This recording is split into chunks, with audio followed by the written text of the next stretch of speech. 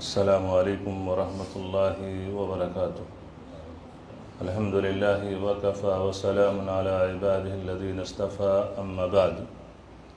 اعوذ باللہ من الشیطان الرجیم۔ او کصیب من السماء فیہ ظلمات ورعد وبرق یجعلون اصابعهم فی آذانهم من الصواعق حذر الموت واللہ محیط بالکافرین۔ يكاد البرق يخطف أبصارهم كلما أضاء لهم مشوا فيه وإذا أظلم عليهم قاموا ولو شاء الله لذهب بسمعهم وأبصارهم إن الله على كل شيء قدير۔ محترم دینی بھائیوں، سورہ بقرہ کی آیت نمبر 19 اور 20 جس کی ابھی آپ کے سامنے تلاوت کی گئی، ان دونوں آیتوں میں بھی اللہ تبارک تعالیٰ نے منافقین کی ان بری صفات کا ذکر کیا ہے جو ان کے اندر پائے جاتے تھے۔ ہم سب کو معلوم ہے کہ شروع کی 5 آیتوں میں اللہ تبارک تعالیٰ نے مومنوں کے اوصاف کو ذکر کیا، اور اس کے بعد 6 اور 7 یعنی 2 آیتوں میں اللہ تبارک تعالیٰ نے کفار اور کفار کا جو انجام بد ہوگا اس کا ذکر کیا، اور اس کے بعد 13 آیتوں میں یعنی 8 سے لے کر 20 آیات تک ان 13 آیتوں میں اللہ تبارک تعالیٰ نے منافقین کا ذکر کیا۔ کیوں اتنی تفصیل سے ذکر کیا؟ اس لیے کہ ایک انسان اپنے دشمن کو جانتا ہے کہ ہمارا کھلا ہوا دشمن ہے، اور اس سے ہوشیار رہتا ہے۔ اس سے اتنے وہ خطرات نہیں محسوس کرتا ہے جتنے دوستوں سے محسوس کرتا ہے، کہ جو دوست ہو کر کے، جو اپنوں میں سے ہو کر کے اور پیچھے سے وار کرے تو بڑا ہی خطرناک ہوتا ہے۔ لیکن دشمن جو ہوتا ہے، سامنے آدمی جانتا ہے یہ دشمن ہے اور یہ کبھی بھی ہمارے اوپر وار کر سکتا ہے، تو اس دشمن سے وہ چوکنا رہتا ہے، ہوشیار رہتا ہے۔ اس لیے اللہ تعالیٰ نے کفار کا ذکر 2 آیتوں میں کر دیا، اور ان کے کفر کی وجہ سے ان کا انجام بد جو کل قیامت کے دن ہونے والا ہے اس کا بھی اللہ تعالیٰ نے ذکر کیا۔ اس کے بعد منافقین کا ذکر 13 آیتوں کے اندر کیا، اس لیے کہ وہ منافقین تھے جو اوپر سے اسلام کو ظاہر کرتے تھے، لیکن دل کے اندر اسلام کے خلاف بغض اور کفر کو چھپائے رہتے تھے۔ اتنی تفصیل سے اللہ تعالیٰ نے ان کی بری صفات کا ذکر کیا تاکہ اہل ایمان جو ہیں، جو مومن ہیں، جو تقوی شعار ہیں، یہ ان کے ہتھ کنڈوں سے واقف رہیں، اور ساتھ ہی ساتھ اہل ایمان اور جو اہل تقوی ہیں وہ ان صفات سے بچ سکیں، کیونکہ یہ منافقین کی بری صفات ہیں، اور یہ صفات اور یہ خامیاں اگر کسی کے اندر پائی گئیں تو اس کے لیے نہ تو دنیا کے اندر خیر ہے اور نہ ہی آخرت کے اندر خیر ہے۔ اسی لیے اللہ کے رسول صلی اللہ علیہ وسلم کی حدیث، جو اللہ کے رسول صلی اللہ علیہ وسلم نے فرمایا کہ لوگوں میں سب سے برا انسان وہ ہے جو 2 چہروں والا ہو، دو چہروں والا ہو، کہ آتا کسی اور چہرے سے اور کسی اور چہرے کے ساتھ، یعنی دوغلا پن، یعنی آپ کے پاس ہے تو آپ کے منہ پہ آپ والی باتیں کرتا ہے اور آپ کو سب کچھ سمجھتا ہے، اور اپنے آپ کو آپ کا بہی خواہ سمجھتا ہے کہ آپ کا سب سے بڑا بہی خواہ وہی ہے، اور جب آپ سے ہٹا اور دوسرے کے پاس گیا تو وہاں پر وہی معاملہ یہ ظاہر کرتا ہے کہ اس انسان کا سب سے بڑا بہی خواہ دنیا کے اندر وہی ہے، اور کوئی اور اس سے زیادہ بہی خواہ نہیں ہے، اور دوسرے والے کی وہاں پہ برائیاں اور یہ چیزیں کرتا ہے، تو ایسے انسان کو سب سے برا کہا گیا ہے۔ اور یہ بھی منافقوں کا ایک رویہ تھا اور ان کا ایک وتیرہ تھا۔ تو بہرحال اللہ تبارک تعالیٰ نے فرمایا او کصیب من السماء فیہ ظلمات ورعد وبرق، یا آسمان سے اترنے والی بارش کی طرح سے جس کے اندر تاریکیاں ہوتی ہیں، اندھیرے ہوتے ہیں، ورعد اور کڑک ہوتی ہے، وہ برق اور چمک ہوتی ہے۔ یجعلون اصابعهم فی آذانہم من الصواعق حذر الموت، وہ اپنے انگلیوں کو اپنے کانوں میں موت کے ڈر سے، چمک کی وجہ سے اپنی انگلیوں کو اپنے کانوں میں ڈال لیتے ہیں۔ واللہ محیط بالکافرین، اور اللہ تبارک تعالی کافروں کو گھیرے ہوئے ہے۔ یکاد البرق یخطف ابصارہم، قریب ہے کہ چمک یہ ان کی بینائی کو اچک لے جائے۔ کلما اضاء لہم مشوا فیہ، جب یہ چمک ان کے لیے روشن ہوتی ہے، مشوا فیہ، اس روشنی میں وہ چل پڑتے ہیں۔ وَإِذَا أَظْلَمَ عَلَيْهِمْ قَامُوا، اور جب ان پر اندھیرا چھا جاتا ہے، یہ چمک تھوڑی دیر کے لیے ختم ہو جاتی ہے، قاموا، تو وہ کھڑے ہو جاتے ہیں۔ وَلَوْ شَاءَ اللَّهُ، اور اگر اللہ تعالیٰ چاہے، لَذَهَبَ بِسَمْعِهِمْ وَأَبْصَارِهِمْ، تو اللہ تعالیٰ ان کی کان کو اور ان کے آنکھ کو، یعنی سننے کی طاقت اور دیکھنے کی طاقت، اللہ تبارک تعالیٰ اسے ختم کر دے۔ ان اللہ علی کل شیء قدیر، اللہ تعالیٰ ہر چیز پر قادر ہے، قدرت رکھنے والا ہے۔ یہ آیت جو آپ کے سامنے پڑھی گئی، اللہ تعالیٰ نے منافقوں کی مثال دی ہے کہ ان کی مثال اس بارش کی طرح سے ہے جو آسمان سے ہو رہی ہو، اور جب آسمان سے بارش ہوتی ہے، بدلی چھا جاتی ہے، بدلی کے چھانے کی وجہ سے اندھیرا ہوتا ہے، رات کا اندھیرا ہوتا ہے، اور پھر موسلا دھار بارش ہو تو اس کی وجہ سے بھی انسان کو کچھ سجھائی نہیں پڑتا ہے۔ تو اللہ تبارک تعالیٰ نے فرمایا کہ ان کی مثال منافقوں کی اس بارش کی طرح سے ہے جو آسمان سے ہو رہی ہو، اور آسمان سے بارش ہونے کی بنیاد پر تاریکی ہوتا ہے، اندھیرا ہوتا ہے، بجلی کی کڑک ہوتی ہے، چمک ہوتی ہے۔ تو جیسے ایک وہ انسان جو کسی ایسی جگہ پڑ جائے کہ جہاں پر یہ ماحول ہو کہ سخت قسم کی موسلا دھار بارش ہو رہی ہے، گرج ہے، چمک ہے، تو انسان ڈر جاتا ہے، اور اس کڑک اور چمک کی وجہ سے وہ انسان اپنے کانوں کو اپنے انگلیوں میں ڈال دیتا ہے، اور یہ سمجھتا ہے کہ اس بیابان اور کھلی جگہ پہ ہوں، ایسا نہ ہو کہ بجلی کی کڑک اوپر آ جائے۔ تو ڈر کر کے اور کڑک اور چمک کو جب سنتا ہے، دیکھتا ہے، تو اپنے کانوں میں اپنے انگلیوں کو ڈال دیتا ہے اور سلامتی کی دعائیں کرتا ہے کہ اللہ تعالیٰ بچا۔ تو ایسا انسان تو عین ممکن ہے کہ اس مصیبت سے، اس خطرات سے، بجلی کی کڑک اور چمک سے بسا اوقات بلکہ اکثر و بیشتر ایسا انسان بچ جاتا ہے، اللہ تعالیٰ اسے بچا لیتا ہے۔ لیکن یہ جو منافقین ہیں، یہ منافقین کا معاملہ یہ ہے کہ یہاں اہل علم نے کہا ہے کہ آسمان سے بارش کی جو مثال دی گئی ہے، اس سے مراد دین اسلام ہے۔ اور جو یہ کہا گیا آسمان سے بارش ہو رہی ہو، تاریکیاں ہوں، اندھیرے ہوں، تاریکیوں اور اندھیریوں سے مراد یہ کہا گیا ہے کہ جب انسان اسلام لے لاتا ہے، اسلام آنے کے بعد بہت سی مشکلات آتی ہیں، پریشانیاں آتی ہیں، تو اس کو ظلمات سے تعبیر کیا گیا ہے۔ اور یہ ہے کہ جو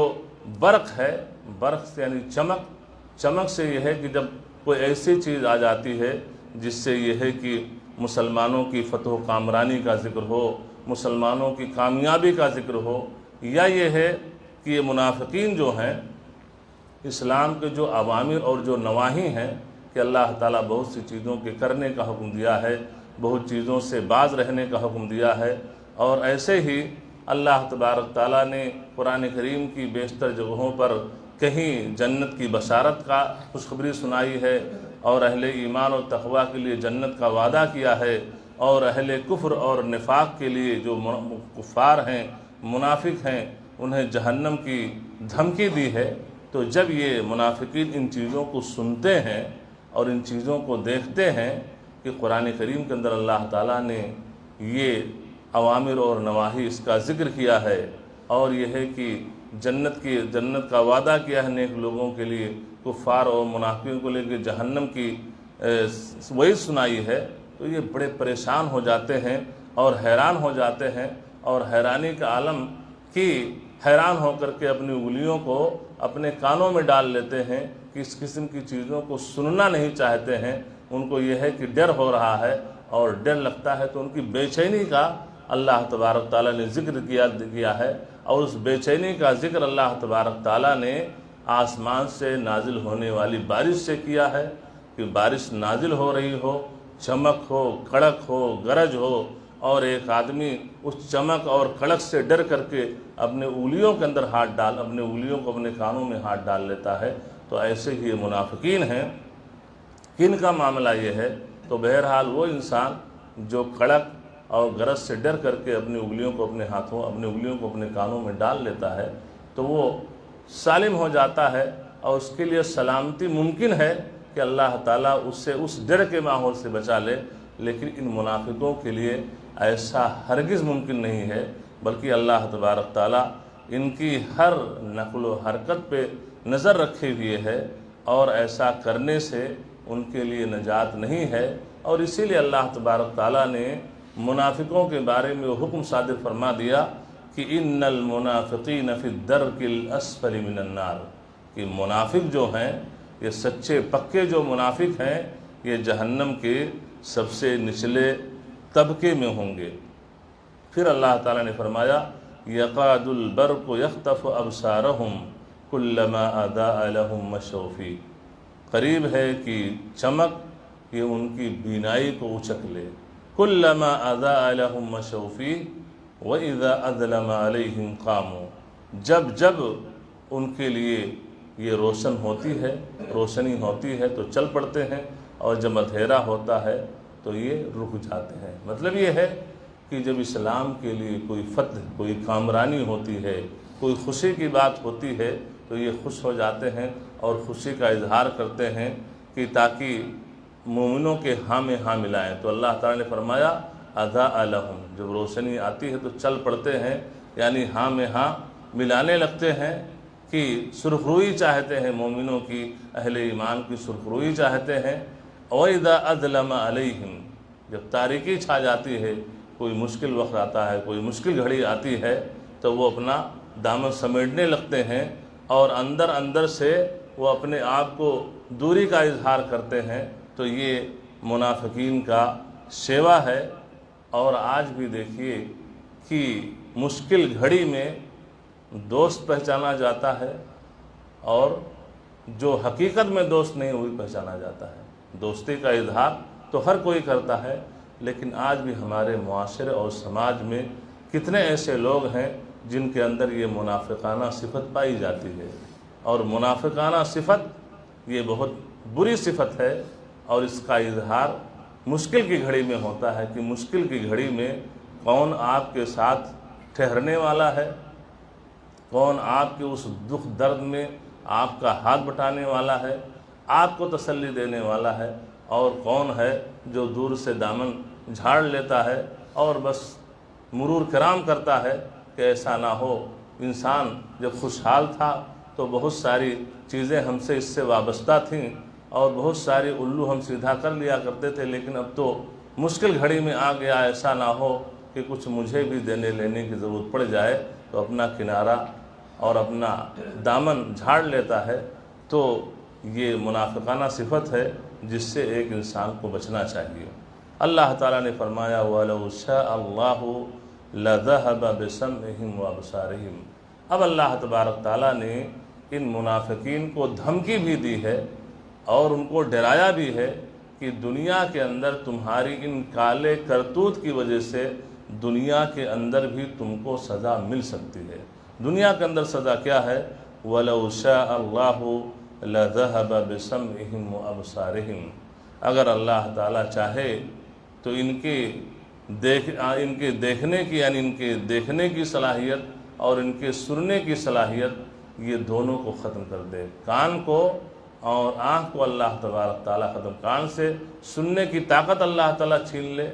اور آنکھ سے دیکھنے کی صلاحیت اللہ تعالیٰ چھین لے. یہ اللہ تعالیٰ نے دھمکی سنائی ہے کہ یہ آنکھ اور یہ کان اللہ تعالیٰ نے دی ہے، تو اس کان اور اس آنکھ کو تم اللہ کی اطاعت، اللہ تعالیٰ کی فرما برداری اور نیک اور جائز کاموں کے استعمال میں خرچ کرو، اور اگر تم نے ان دو نعمتوں کی ناقدری کی تو یہ ہے کہ وہ دن دور نہیں کہ اللہ تبارک تعالیٰ ان نعمتوں کو اللہ تعالیٰ تم سے چھین لے۔ ان اللہ علی کل شیء قدیر۔ پھر اللہ تعالیٰ نے اس آیت کے اندر فرمایا، اپنی قدرت کاملہ کا ذکر کیا اور فرمایا ان اللہ علی کل شیء قدیر، اللہ تعالیٰ ہر چیز پر قادر ہے۔ کبھی انسان سمجھتا ہے کہ ایسا ہو سکتا ہے، ایسا ہو سکتا ہے، بالکل ہو سکتا ہے، اس لیے کہ اللہ تبارک تعالیٰ نے اپنے بارے میں فرمایا وَإِذَا أَرَادَ شَيْئًا أَن يَقُولَ لَهُ كُن فَيَكُونُ۔ اللہ تعالیٰ جب کسی چیز کو کرنا چاہتا ہے کہ یہ چیز ہو جائے تو اللہ تعالیٰ کیا کہتا ہے؟ کن، ہو جا، فیکون، وہ چیز ہو جاتی ہے۔ ہماری اور آپ کی نگاہ میں ہماری اور عقل اور ہماری فکر، ہماری سوچ کا دائرہ بڑا محدود ہے، بہت محدود ہے۔ یہ سمجھیں کہ کنویں کا میڈھک پوری کائنات کنویں کو سمجھتا ہے کہ بس پوری کائنات ہی کنواں ہے، تو ایسے ہماری عقل جو ہے اس کنویں کی طرح سے ہے اور ہماری فکر میڈھک کی طرح سے، کہ ہماری سوچ یہی ہے کہ بس یہی پوری کائنات ہے، اور ایسا کیسے ہو سکتا ہے، ایسا بھی ہو سکتا ہے۔ جی، ہماری اور آپ کی نگاہ میں انسان کی بس میں وہ چیز بڑی محال ہے، اس لیے کہ ہمیں اور آپ کو جو اختیارات دیے گئے ہیں اور جو وسائل ہیں وہ بڑے محدود ہیں، اور اس چیز کے کرنے میں یا نافذ کرنے میں یہ سالہاں سال لگ جاتے ہیں، پوری عمر انسان کی گزر جاتی ہے اس چیز کے کرنے میں۔ مثال کے طور پہ ایک سائنٹسٹ ہے، کسی چیز کے بارے میں ریسرچ کرتا ہے تو وہ جوانی سے لے کر بڑھاپا کی عمر کو پہنچ جاتا ہے ریسرچ کرتے کرتے، بڑھاپے کی عمر میں 25-30 سال کے بعد ریسرچ کرتے کرتے اس نتیجے پہ پہنچتا ہے۔ لیکن اللہ تعالیٰ کے ہاں کیا ہے؟ اذا اراد شیئا ان یقول له کن فیکون۔ اللہ کو کوئی چیز کرنی ہوتی ہے اس میں دیر نہیں لگتا ہے، سیکنڈوں میں اللہ تعالیٰ نے کہا ہو جا، وہ چیز ہو جاتی ہے۔ تو اللہ تبارک تعالیٰ نے اپنی قدرت کا بھی ذکر کیا ہے کہ تمہاری ریشہ دوانیاں اور تمہاری ایمان اور اہل ایمان کے خلاف جو مکر، جو فریب، جو سازش ہے، یہ مت سمجھو کہ اس سے ہم ناواقف ہیں، اس سے ہم واقف ہیں، اور تمہاری پکڑ اور تمہاری گرفت پر بھی ہم قدرت رکھتے ہیں اور کامل قدرت رکھتے ہیں۔ یہ اور بات ہے کہ تم کو تھوڑی مہلت دی گئی ہے، اور اس مہلت کی بنیاد پر تم سنبھل نہیں رہے ہو اور تم اپنے اندر سدھار لانے کی کوشش نہیں کرتے ہو، تو اللہ تعالیٰ نے یہاں پر اپنی قدرت کا ذکر کیا ہے کہ قدیر، یہ مبالغہ کا صیغہ ہے کہ اللہ تعالیٰ کی قدرت اتنی ہے کہ جس کا ہم تصور نہیں کر سکتے ہیں، سوچ نہیں سکتے ہیں کہ اللہ تعالیٰ